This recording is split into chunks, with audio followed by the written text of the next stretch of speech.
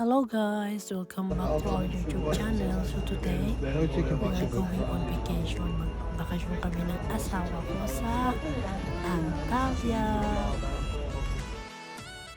So, nasa loob na kami ng bus ngayon. So ayan, meron din siyang TV sa backseat. Lahat naman yan meron. So diba? At saka maganda dito guys ang bus kasi tatlo lang, hindi gaya sa Pinas, 5, diba? Yung tatlo tapos dalawa.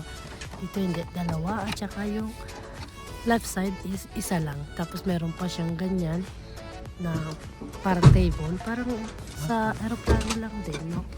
Na meron siyang, kasi magbibigay sila ng food mamaya. So meron talagang table yan. Kaya may ganyan. Yes guys, nagbibigay sila ng food. Pero hindi naman talaga yung talagang food na parang snack lang. So at least meron, di ba?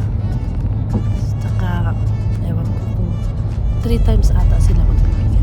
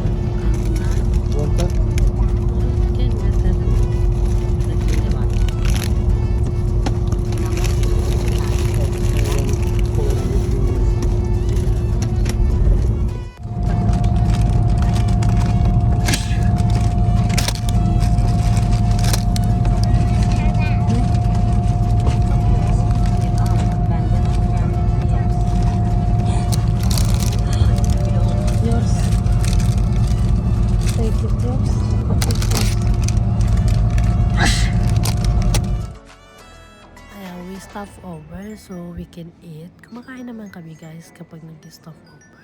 Kasi meron naman na minutes na binibigay. Kung ilang minutes pwede mag-stay.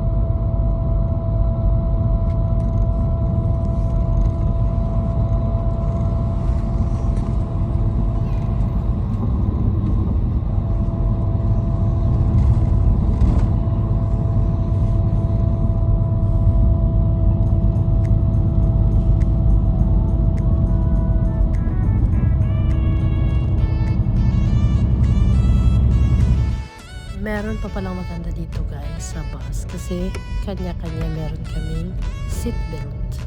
So ayan, pag sinabi ng conductor may seatbelt at saka meron control every time dito. Merong police na control ng mga ID namin kasi ewan ko, basta ganun, meron siyang control. So every passenger need to present an ID. So like that.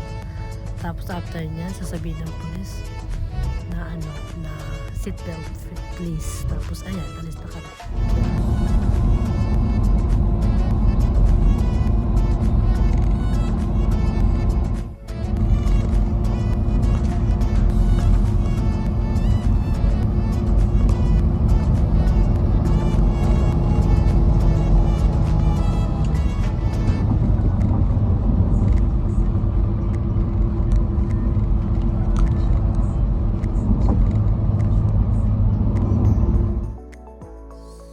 we finally arrived at our destination. See you guys next time on our video. Bye bye. Thank you so much. God bless you all.